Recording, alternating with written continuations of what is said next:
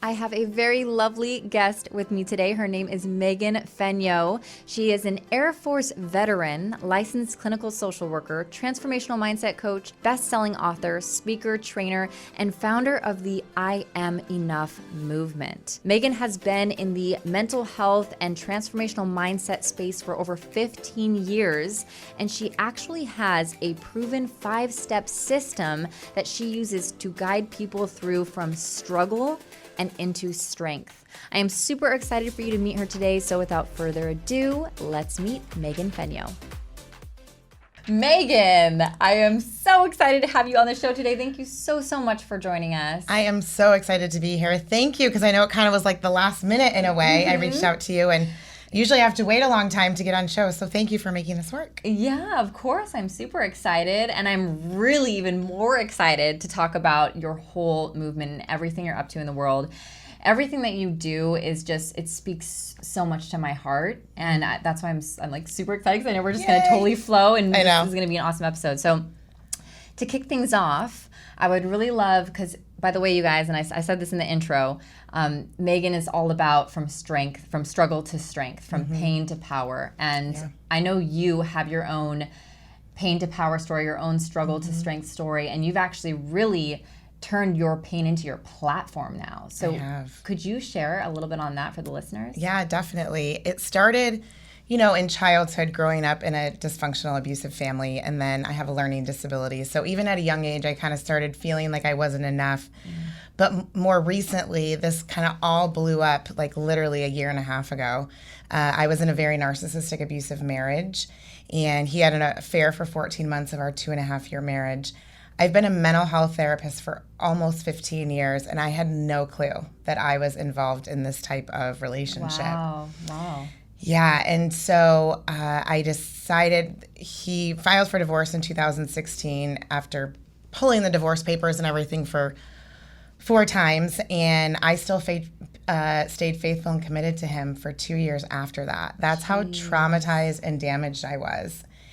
And it wasn't until he came down here, because I moved from Northern California to San Diego, that he said, I have a job offer. And if I'm going to come interview, and if I get it, I'm going to move down here and we're going to start over. Now, mind you, he had been saying that for 2 years after the divorce. We were dating, all of this stuff. He came down here, and I remember praying, and I said, okay, Lord, if this is not meant to be, you need to show me, because the affair wasn't enough for me to leave. The divorce wasn't. And literally 24 hours later, he was sitting in my living room, and I found out that he had moved in another girl, not the girl he had an affair with, but another girl a month before our divorce was final, into our home, and she had been living in our home for 2 years. I never returned to our home after the divorce. So basically, he was with both of us, and I didn't even know she existed. Literally 24 hours after I asked God to show me. Wow. So I walked away from him February 15th of 2018. I was going to say, that is a clear-cut answer. Yes. Wow. And 4 months before that, I had lost my job at the hospital. So I lost my 6-figure income, walked away from him all within 4 months, and I was like, okay, now what? What do I do? I was completely traumatized, completely damaged, literally felt like I was not good enough for anything. Yeah. And I could have gone back and gotten another full-time 6-figure job, but I felt that there was a story there. I had hid behind my story for so many years. You know how we go on social media and we try to act like everything's perfect and this and that. Paint positivity over all the pain. I was that girl, 100%. So many people did not know what you were actually going through. And so February 15th, I started writing my book. And so my book is kind of my saving grace, because it was written in the 4 months that I was going through the most traumatic time in my life. And so everything in that book is from my heart. It is the steps that are in my book. I actually went through those steps while I wrote the book. And then it launched and I became a best-selling author. But I will remember, seriously, like when I pressed enter on Amazon for it to go public, I was freaking out, because I was like, oh my gosh, everyone's going to know my story. Yeah. And you're that exposed. And that is where my true vulnerability and authenticity just started shining through. And the book launched and became a best-selling author, and that was August. So a little over a year ago. Since then, I've been on over 300 radio, TV, podcasts. I speak all over the country. And it truly is about when you get rid of that toxicity, whether it be a person or something, that the right people, the right opportunities come into your life. Because if you would have told me this a year and a half ago, that I'd be a best-selling author, a speaker, have my own podcast, a TV show, I would have laughed in your face. So I still have a private mental health practice, and I do that like 25 hours a week, and then the rest of it is just doing stuff like this, being on your show. So awesome. Well, what I love about that, and I hope those of you listening see this as well, is when we go through these, like you went through, I mean, you could call it rock bottom. 100% rock bottom. Rock bottom. These, it's only if we actually embrace it and lean into it, there is so much freaking magic that happens from rock bottom moments. Yep. So much. Like that is really like my biggest painful moments for me is when I literally found my biggest strengths. And when I created the biggest results is when I went through something super freaking painful. Yeah. And the thing is a lot of people, they'll try to resist that pain or numb out. And that, like, okay, then you won't experience the gifts. Exactly. You won't receive the gifts. And I love also what you said about, you said if I would have stayed, or you said something where you wouldn't have created that space to then have all these opportunities open up to you. Because when we're filling ourselves with this like toxicity and these unhealthy things, we don't realize like we're actually cutting ourselves off from receiving all that's out there and ready for us. Because we're not ready for it. We are not. I mean, so he was in my life for 6 years. And I was living this mediocre life, exactly what you were saying. We are scared to admit that there's something wrong. It is scary. It is so fearful to have to do this deep dive work into ourselves. I mean, it is not easy. And I remember when the book came out, and I still have people that order my book and they'll message me and they'd be like, one of my patients was like, I'm so mad at you. And I'm like, why? And she started reading step 1 and she's like, I'm not ready for this. Why are you making me do this? I said, hey, I'm not making you do this, and it's totally okay. So many people have said that because step 1, just like you were saying, any step 1 in our lives, right? It doesn't have to be my book, but anytime we have to face that negativity, the trauma, whatever it be, health, career, relationship, it is scary. And painful. And so painful. But let me tell you, it is worth it. And it's not something that has to take 6 months or a year. Totally. You know, and I think a lot of people might think that if I dive deep into this, it's going to just affect me for the rest of my life. And it's the total opposite. It is actually the opposite. Complete 100%. The only way out is through. The only way out is through. And that's what you're doing. You're moving through it. What we resist persists. If you're just running from it, avoiding it, it's going to build, actually. Yeah. I love that so much. And I feel like I have a chapter in my book. It's called Face the Ugly. So that's what it is. It's facing what you've been, not the ugly stuff that you don't want to face. And what you said is so true. Like you created when you... I've had the same feeling where you're hovering your finger over like the submit, like the publish button. Oh my goodness. Right? Like how many of you just like drop a comment if you've ever done that? Like you're like hovering, you're about to share something. You're like, what do you do? And you're like, but it's crazy because the minute you do that, it is unbelievable. Like side story, I just competed in this, it was a pageant, okay? But it was called Women of Achievement, and it's based on women who are doing great things. But you have to wear a sash and crown. And I just got done this weekend. And you know how hard it was for me to post that on social media? Because I was so worried about, like, I don't want people to think that I'm this sash and crown girl. Like, my message is always about being authentic and real. And I'm a hot mess half the time. And I go on Facebook and Instagram and show people that. Yeah. So I really it was kind of opposite because some people would be like really cool with that, but I had a hard time with that because I'm like, I don't want people to like judge me with my sash. Yeah. Well, you know what's funny though? It's okay. This is the really key thing too. Is like you had your own perception of what a sash and crown means to you. Right. Probably because because of your own experiences with sashes and Right. crowns, right? Right. What you've Exactly. seen. And so like with me, if I saw that, I wouldn't have thought anything of it because I don't have that experience with it, right? Right. So this is the thing, like we're walking projections. Like we're walking around projecting our judgment fears, the way we judge ourselves, we're projecting that onto other people saying, oh, well, they're going to judge me this way because this is the way I judge myself. Yeah. And this is what we call this is a cognitive distortion. That's a therapy term. Okay. That's what we call mind reading. So say, for example, I walked in, right, and met you for the first time, and maybe, I don't know, there was like a different way that you said hi to me. You hugged me and everything like that, right? Yeah. But sometimes you can walk into a room just meeting someone and maybe it's not as friendly. Yep. Well, what do we think? I would have thought, okay, does she really want me here? Is she like, am I not going to do well on the show? Blah, blah, blah. Yep. When in fact, if you weren't so nice like you were, it could have been you're stressed out or something happened right before I walked in the door. But we automatically think it's about us. We make it all about us, and we're meaning-making machines. Yes. So like every event, I always say this, every event is neutral. Every event is neutral. Like even your car breaking down in the middle of a freeway, that is a neutral event. Yep. We're the ones who attach all these meanings and like these stories to It's what everything. we call create the charge. catastrophizing, right? So like if your car breaks down, most of us, 99.9% of us say, well, see, I'm not surprised this happened. This always happens. Look what happened to me last week or a month ago, right? We catastrophize.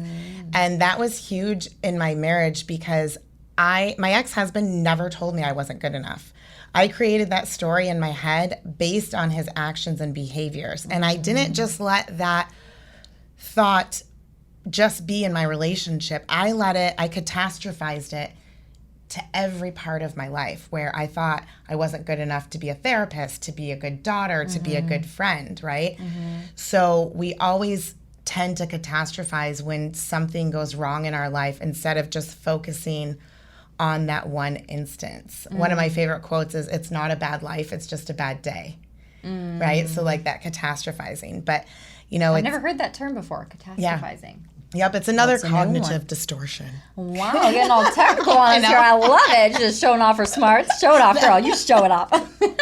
I know sometimes I have to like break it down because a lot of people don't know that. I loved the way that you explained it, and I was trying to think what word would I use for that. But I mean, I think I like to say that our beliefs are like cases that we build. So we have this belief that I'm not good enough, which could come from the experience, like for example, your experiences you had with your husband that had you then believing, oh, I'm not good enough, or maybe it's a childhood experience that had you believing that you're not good enough at a young age. And then since we have this belief that's typically subconscious for most people, we go around proving this case. Yep. Like unconsciously, we're actually going around gathering evidence for this case. We're attracting another partner that treats us like crap. We're attracting another job where we're feeling not good enough and unhappy. Right. We're proving these cases and we don't realize we're doing it. So like the biggest pattern interrupt is, like we talked about, facing the ugly and saying, okay, hey, this is what's going on. This is like the stuff that hurts that I don't want to face. But if I don't face it, I'm going to keep myself in this freaking loop and feel stuck. It's what we call radical acceptance. Here we go, another term. No, I mean, it's really, but it's that's what it's about. It's about saying like, this sucks. I hate it. It doesn't feel good. Yep. But there's nothing I can do because it happened. And so I'm going to accept that, right? Doesn't mean you have to accept that it okay, like you're okay with it, but you're acknowledging that it happened, and then you're saying, I'm going to close that door and rediscover this new person I am, because every time we go through something life-changing, whether it be health, career, relationships, what have you, we have to go through that process of rediscovering ourselves. Totally. Yeah. That's how we reinvent. And I love that you said that, because I feel like so many of us, we're not accepting, we're not acknowledging, we are judging, ourselves. We're judging ourselves, we're resisting, we're resenting, and that's just darkness piled on darkness. Yes. And I believe that when we're able to not just like even beyond acknowledge, like embrace too, like really be because honestly, thank you to him. I don't know what your ex's name is, but thank you, ex. I call him Mr. N. Okay, in my thank book. you, Mr. N, because of you, thank you, because I have this fabulous woman Yes. sitting here on the show Thank with you. me. Seriously, it's like thank you, and you get to this place where I actually we're talking about Forbes Riley. So those of you listening, if you watched that episode, you remember Forbes said to thank whoever hurt you, whatever they did, thank them. And then, and that, because it's true. And she's like, thank you. And she was talking about, she's witnessed, I think, 2 murders or something, or she had to go through that. And she was like, I got to go through that. Like, thank you. And it's just crazy because it's like it feels so against everything that you would do, but that's where the freedom is. I love that you just said that because I talk about that all the time. Like, I don't have, resentment and everything is gone from my ex, right? And I say this all the time. I am so thankful that I went through the struggles I have in my entire life, especially with him. And because it literally, this is what I say in my book, brought me to my knees. That woman, that experience brought me to my knees so I could literally recreate the new woman that I am. So when it came to the trauma work, the closure had nothing to do with him. None whatsoever. It had everything to do with me. It was not finding the closure from him. It was finding the closure of the woman I was when I was with him. Oh, that's so good. Isn't that powerful? So good, guys. And it's not about them. It's really not. It's not, because if we make it about them, again, they still win. And there our power goes. You're saying, hey, here, I'm giving all my power away to this person, place, or thing, whatever it is.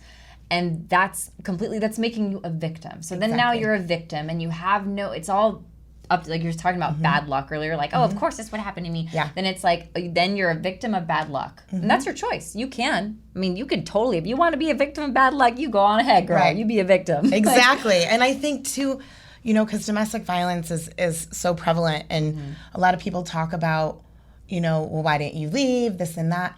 I had no shame and guilt for staying in that for 6 years.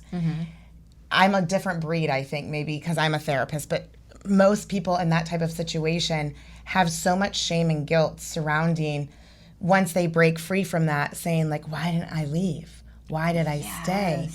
And what I always talk about is for those people that are, dealing with any type of struggles that maybe you've been in most of your life or a couple years, it's about giving yourself grace and saying, it's not your fault.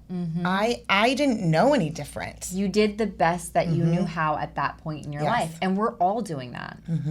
You listening are doing the best that you know how, given what you know right now in this moment. Exactly. And that's so true. I'm so happy that you said that, because that is what keeps us in the freaking dark. When we're not only, okay, we made this decision and whatever outcomes happen from this decision that we're not happy about, let's say, okay, and then we start judging ourselves and shaming ourselves for them making that decision. Well, that's just more unhappiness. Right. You know what I'm saying? So it's like we just get to own our decisions and learn from them and channel them. Like you channeled everything that you went through, you've channeled, and now you're using it to make a difference in the world. Now you're using it you are happy, you're in your purpose, That's why it's like, if we allow ourselves to really experience pain, seriously, those of you listening, you could literally land on your freaking purpose if you just let yourself really dive in and experience fully the pain, embrace it, and channel it. That's seriously where it all happens. That's where the magic happens. And that's exactly what happened to me, and that's what's in the book. The first step is like the rediscovering part,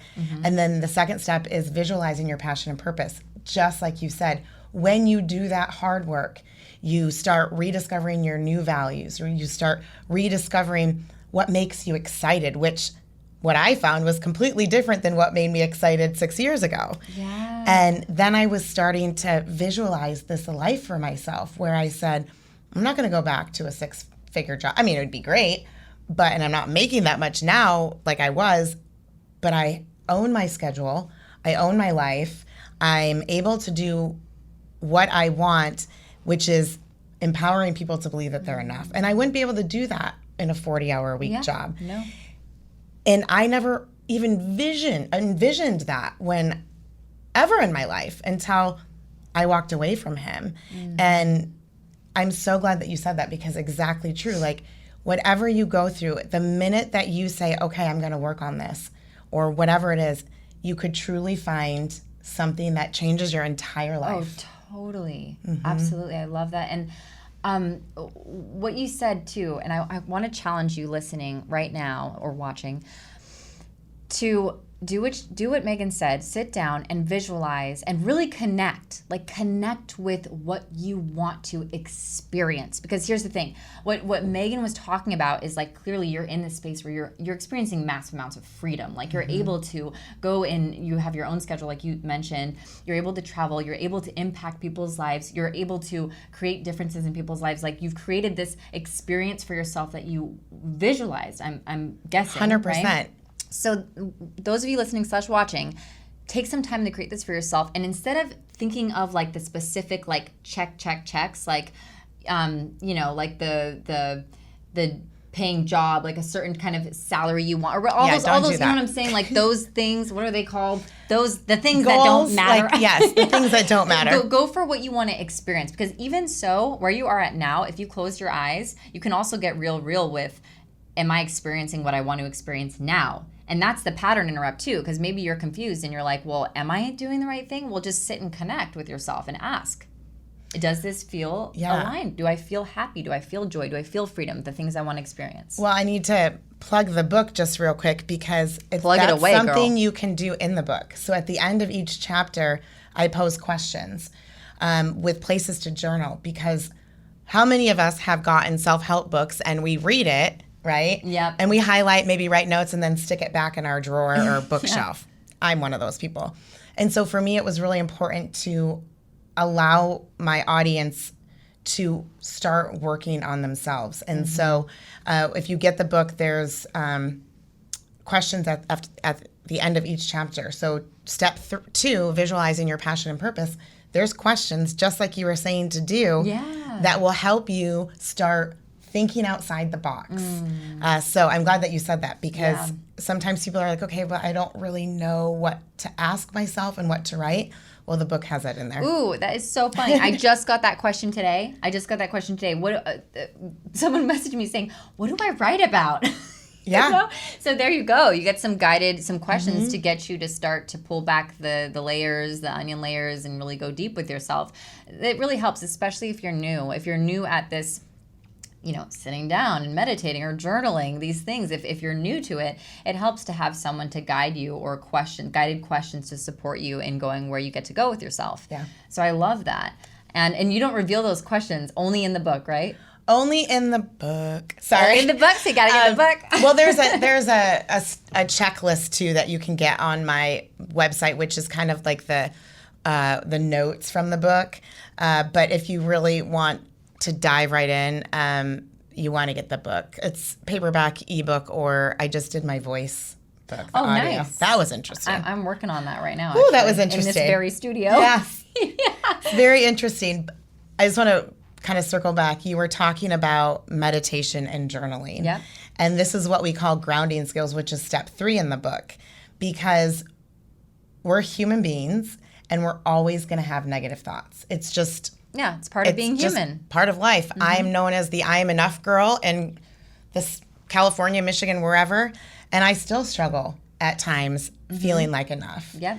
And I can acknowledge that. Like I said earlier, I'm a hot mess half the time. Like, I'm okay with that, to acknowledge that. But what do we do when those thoughts come up? And that is the key. So we discover who we are. We start visualizing our passion and our purpose. And then what do we do with those thoughts when they resurface? And so I always talk about like having a lot of tools in your tool belt. You need a lot of different coping skills and tools that you're used to, that you can just pull out when you're struggling. That's where the magic happens, because and this is the thing, like, I know you're listening to this podcast now, and that's awesome. And you still get to go out there and committed action and like be creating, because you can't just read about, listen about, talk about transformation. Like, the transformation comes when you actually roll up your sleeves and do the work. And journaling is a great way to do that. I've had so many amazing like epiphanies, like breakthroughs just from me creating the time to sit and journal. And like you said, use the tools that I've learned along my journey. So one tool that I actually have, if you guys follow me on Instagram, you guys can check on my IGTV. It's a whole process that you take yourself through, and you can do it in like 10 minutes. I call it the CFFC. So it's like you take yourself through this whole journey, and you literally could do it in probably 5 minutes if you wanted to. I can do it now in that amount of time, and by the end of it, you've literally cleared and shifted. So when you have like a great time for you to do this, you guys, for you to take the time to journal and do these things, is when you start to feel those negative emotions. Like when you feel overwhelmed or when you feel stressed, like notice it, don't judge it, don't resist it, okay? Right. Take that moment, like stop, you're worthy of the time. Yes, it's so important. Right? And then and that's your opportunity to use a tool. And it sounds like you have tools in your book as well. And that's where and I know we're going to get to that, but that's where the movement was born, was the I Am Enough movement. But yes, I have tools in the book. On my website, there's free downloads of this gratitude journal, meditation kickstart, my top 100 positive affirmations, 365 affirmation workbook. Like, by the way, guys, I'm going to put all these in the description for you as well, so you have access to all the things. Yes. So let's talk about the movement, girl. Let's do it. This is my life. This is my passion. This is my purpose. I'm just so blessed. Again, I'm just kind of in shock with everything that's happened. So the book came out in August of last year, and I mean, the response was amazing, and became a best-selling author. But I've always had this heart for helping people and wanting to do more. That's probably why I'm a therapist. I'm a little codependent at times, which, I think we all are, but as a therapist, I am. But again, I had this feeling that there was something else more to do. And so I talk a lot to my patients about visual coping skills, and it's in my book. So visual coping skills are something that you see or read when you start having those negative thoughts, like you were saying, and again, therapy term, you cognitively restructure your thinking pattern. So when you have that negative thought, rewiring, yes, that's a better word. I always talk big, but so you rewire your thoughts. So when you have that negative thought, you pick something up, you read it over and over again, and it distracts your negative thoughts and focuses on what you're reading. So I was like, okay, since I'm a visual coping skill guru, because I remember when I was going through my stuff, I had sticky notes all over the place of positive affirmations. I've got my vision board, all of this stuff. So what I created, can I grab this real quick to show them? Girl. I know that those listening aren't going to be able to see the card, but those watching definitely can, and then those listening will have to go to the website. But so I created these cards. It says on the front, I am enough, and on the back, you can't see it, but has the word because with 3 lines. And what people do is they write why they believe that they're enough. That's so huge, by the way. And they take this card with them everywhere. I've got some in my purse. I've got one on the dash in my car. I've got them all over the place. I'm obsessed, you guys. All over the place. And so I launched this 8 months ago. People can go to the website. The cards are absolutely free. So wait, hold on before you keep going. Yes. So guys, that's so freaking cool, because you can you can have this in your wallet, in your purse, and then you can, when you're having that moment, you can pull out a card. Oh my gosh, I freaking love that. That is amazing. Oh, and you know what, because I also want to touch on that really quick, because it's so important, you guys. It is. Affirmation. I'm so happy that it says I know what you're going to say, too. I know what you're going to say. Girl, you already know. Because it's the number one thing that I think has affirmations be ineffective for a lot of people. It's because you're saying something that's the exact opposite of what you've been telling yourself all your life. And you're expecting your mind and your subconscious mind to take that as true. And your subconscious filter goes, BS. Yep. Nuh-uh. And so when you have a positive justification, because here's why, right? Then it you're negotiating, that filter starts oh, wait a minute. Okay. All right. Okay. She knows why. Yeah. So as if you're just walking around, you've always believed, I'm not worthy. I'm not worthy. I'm not worthy in the back of your head. And then all of a sudden you're saying, I am worthy. I am so worthy. It's like, okay, well, why though? That's what I'm so happy that you have this on here. You guys, it's so important. It is. And sometimes I have patients, and even at times for me, when I was going through my trauma work, I had to say, I am enough because I got out of bed this morning, right? Sometimes you have to start that small. Yeah. And then as you're creating that self-confidence, the statement changes. I am enough means to me that I unapologetically own who I am. And I will be who I am, and those are people are going to like it, and some are not going to like it, but this is my story. This is what I do. And I can hold that. 6 years ago, would I have been able to say that? No way. So it evolved over time. And that's the thing, you guys. Don't judge your because statements. Exactly. The best thing for you to do is just pick your because, whatever your because is, as long as it lands for you and it feels true to you, that's all that matters. Then you've hit it. Like, don't get it. I have a lot of perfectionist and analyzer listeners. I know I do, because I'm an analyzer perfectionist. So I know I attract y'all. Like attract like, okay? But so this is important. Don't judge it. Just if it feels good, if you say that because and it lands, you've got it. And as Megan says, that's going to morph. Just as you're morphing and evolving, it will evolve as well. So I love that. And no one is going to know what you write. I mean, if you want to share it with someone as accountability, great. But this is between you, yourself, and I. Yeah. And so, like I said, I started because I'm enough because I got out of bed this morning. And then it just kept changing and changing. So super excited about this. So people can order these for absolutely free on my website. You get 5 of them, so you can keep all 5 or give them away. I've got a lady that literally gives them to homeless people on the street. Schools, I got teachers that order them. So in 8 months, 4,000 cards have been sent out. People have organically heard about the movement because I'm a one-woman show. Like, I don't have anyone helping me. And so we've hit 12 countries and 27 states in 8 months. Wow, girl. And we just became a nonprofit. So I just turned it into a nonprofit in September, and my goal really is to start doing more education, more events on being enough. And then down the road, when we start getting money in for the nonprofit, is definitely giving money back to like domestic violence shelters and that kind of stuff. So super excited. Speaking right to your heart. I love it. Oh my gosh, so good.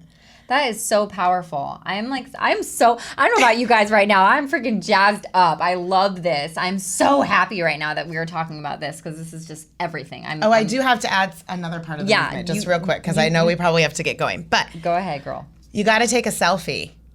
Oh, yeah, take a selfie. Why do you have to? You don't have to, but we'll get your selfie today. Okay. Because we have an Instagram page. It's very small right now. We're just getting it built up. And then it goes on the website. So people all over the country will send me pictures of them holding the cards, and then they get their own day on Instagram. But why do I encourage people to do this?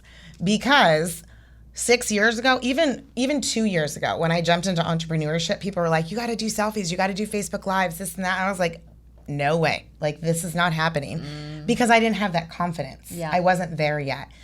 And so when I started doing that built my confidence up more. And so people will, taking that selfie, holding this card, there's something empowering about that. True. And so we'll get your selfie today, but any of your, audience, if you do selfies, send them to me. Be proud of that. We'll post it for you, and just kind of getting as many people involved in the movement as possible. Yeah, I love it. And, it's small steps like that, guys. Like putting yourself on camera, I know can feel terrifying. That is the muscle you get to build. You can take small steps, like what Megan just said, holding the I am enough card, taking a selfie, like right there, that's empowering. So thank you for that gift. That is so freaking awesome. I'll put all the things in the show notes, you guys. So don't you worry. We got you. Awesome. Thank you so freaking much, Megan, for coming on the show. You are such a genuine soul. I can just feel your energy. Because I'm little. I'm only 4'11". I'm short. That's where the energy comes from. I love so much energy in there. Oh my gosh, it's like a walking heart on legs. So thank you so much for coming on, babe. I had so much fun, and I will share all the things so everyone can continue to follow you and join the movement. Thank you so much for having me. You're such an inspiration. Thank you.